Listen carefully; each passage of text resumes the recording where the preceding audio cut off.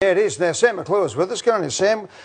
There's an X factor at Carlton that people have forgotten, and people are now starting to think it's X as in EX. What is the situation with Charlie Curnow? Yeah, Charlie Curnow is the interesting one. Carlton missing a lot of their players for tomorrow night's season opener. None more important than this man. Anthony Koutafidis today, who he's been compared to before, called him the most talented player on Carlton's list. Now, that's a list that includes Paddy Cripps.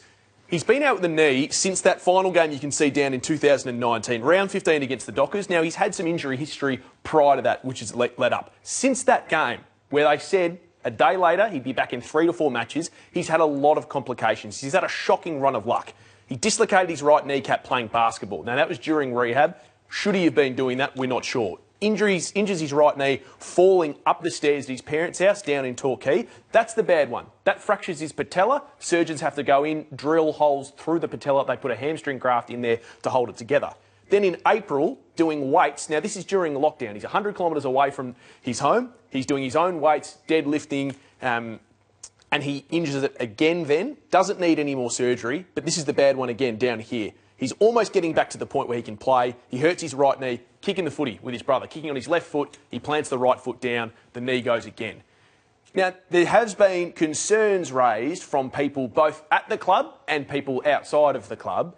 Should there have been more, or should there have been things done differently to make sure that there was always supervision with Charlie Curnow? They've got one of the most prestigious fitness bosses in the land, in Andrew Russell. Now, no one's blaming him or Brad Lloyd or David Teague.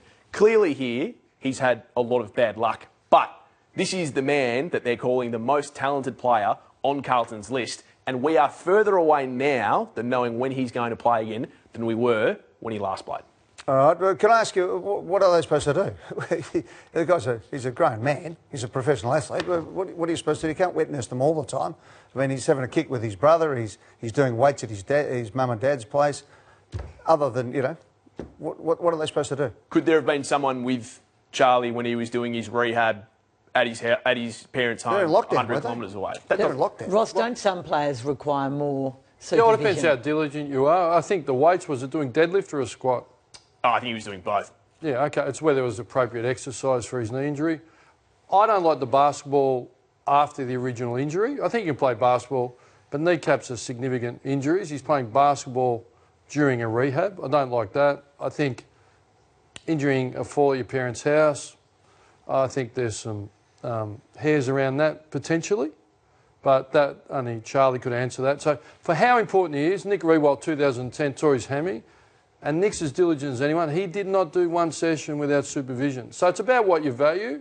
We're all equal, but some are more equal than others. He's more equal. To me, he's too important to be doing weights at home at his parents' place. David Teague answered the question on radio as to where he's at and when we think we'll get Charlie back to his best. He probably will never be a player to do everything that he used to do in the sense of preparation, but he'll do enough to be able to play AFL football and to a high standard. His body and his knee should be able to handle the loads of AFL football. We've just got to be smart to make sure that he's in a condition to be able to handle that before we throw him out there.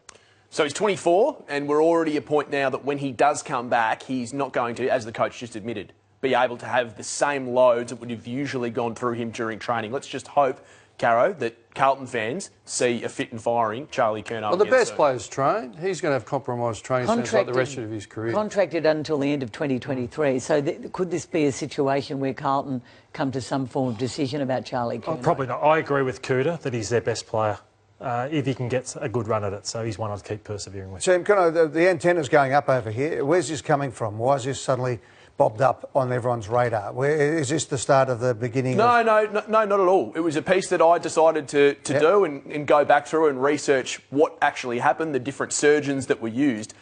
I'm not criticising Carlton here, and I'm not trying to say that there was mismanagement at play. Does Charlie have issues with the club? Not at all. No, I don't think there's any issues between the two parties. But there did dictate a story of a guy who was the most talented player on one of the biggest clubs list, who was meant to come back in 3 or 4 games, has had huge complications, all of which have happened outside the club. And when is he going to play again? I mean, let's not forget that this guy re-signed at a similar time on similar money to Patrick Cripps. Is he running yet? Is he in full training or running? He's back to some form of running. He's back to stationary skills and he's doing weights. Yeah, so my experience tells me you won't see him till after the middle of the year.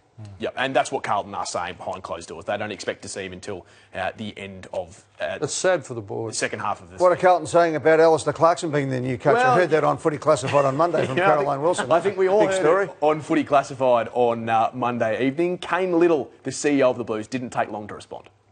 I think David Teague's under as much pressure as any coach going into this year.